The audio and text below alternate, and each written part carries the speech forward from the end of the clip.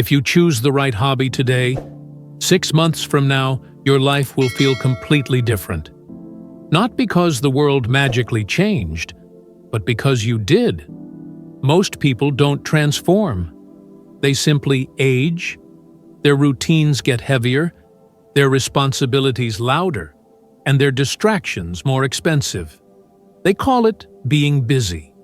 They call it being an adult.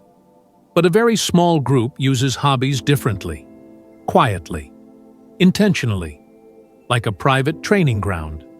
Day after day, repetition after repetition, until discipline becomes automatic and confidence stops being something they chase and starts being something they carry.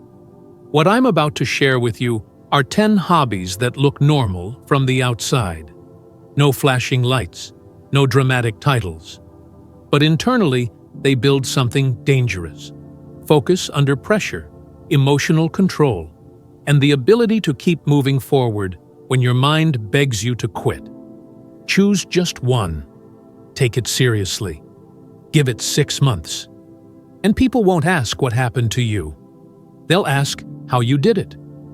One of these, in particular, is the fastest way to upgrade your confidence without turning you into a loud, performative version of yourself.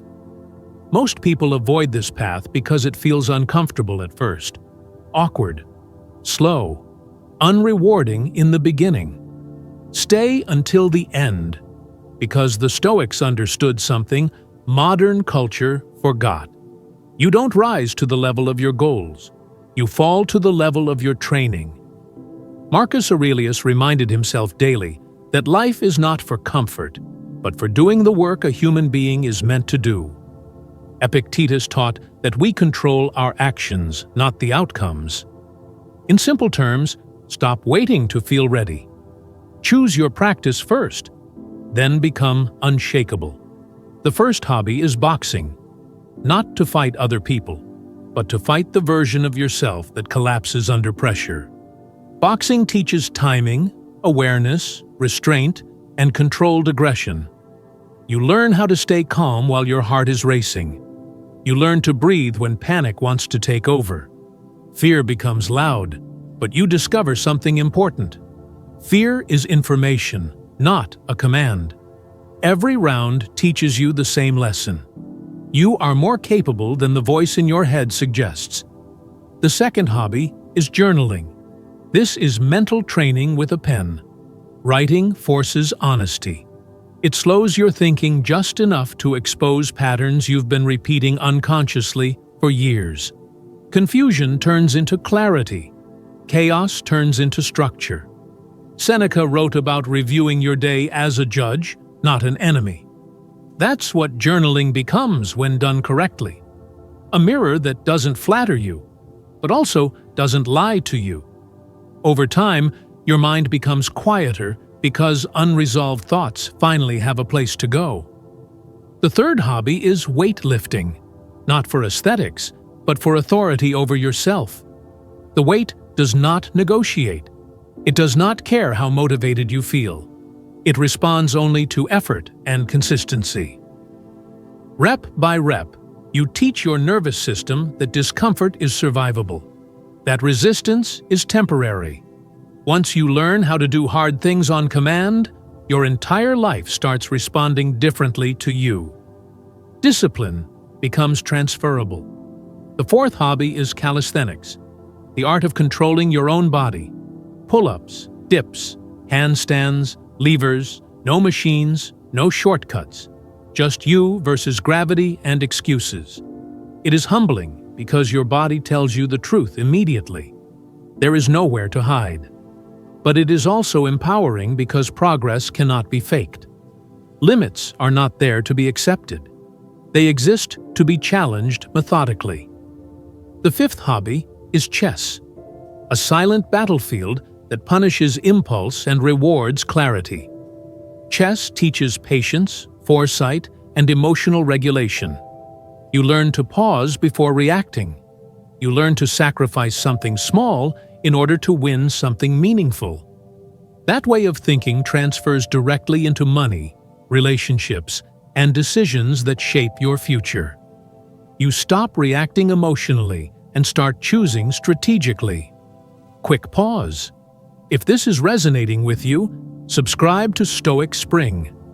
This channel exists to help you build inner stability, emotional maturity, and self-command in a world designed to distract you. Now keep going, because the next hobby is the one most people avoid, the awkward one. The sixth hobby is communication. Learning to speak clearly and confidently changes everything. Not louder, not aggressive, clear, calm, direct. You learn how to hold eye contact, how to structure your thoughts, how to set boundaries without apologizing for existing. This hobby upgrades your presence. It feels uncomfortable at first because it exposes insecurity. And that discomfort is exactly why it works. The seventh hobby is reading. One good book can save you years of mistakes. Reading is the cheapest way to borrow someone else's hard-earned lessons. Philosophy builds resilience. Biographies build perspective. Psychology builds self-awareness. Practical books build leverage. The Stoics believed wisdom was a form of training, not entertainment. When used correctly, reading fuels action. The eighth hobby is running. You are not running away from anything. You are running toward the version of yourself that doesn't collapse when discomfort appears. Running builds endurance in the body, but more importantly, endurance in the mind. You learn how to keep promises to yourself when nobody is watching. That alone separates the disciplined from the distracted. The ninth hobby is mastering a high-income skill. Copywriting, sales, design, coding, video editing, media buying. Skills that create leverage. Most people wait for permission, a job title, a lucky break. A high-income skill makes you valuable anywhere. It teaches you how to create value on demand. Once you master one, you stop chasing opportunity and start producing it. The 10th hobby is content creation. Not for fame, but for clarity and leverage. When you create, you learn how to think clearly, explain simply, and speak with conviction. You build proof of work that moves while you sleep. In a world where attention is power, the creator has an unfair advantage. Even if only 10 people see your work at first, you are training discipline, identity, and influence. Now, here is the rule that makes this entire list work. Do not collect hobbies. Choose one. Commit for 6 months. Put it on your schedule. Treat it like training, not a mood. The 1% does not have better genetics or better luck. They have a practice they refuse to negotiate with. Pick one today. Start small, but start immediately. Your future self will thank you for it. And now, I want to hear from you. What hobby would you add to this list, and why does it deserve a place? If this video helped you see discipline and confidence differently, subscribe to Interesting Facts. Here we break down habits, psychology, and ideas that quietly upgrade your life. Without hype, without noise, just real mental strength. Subscribe now and train your mind every day instead of letting distractions train it for you.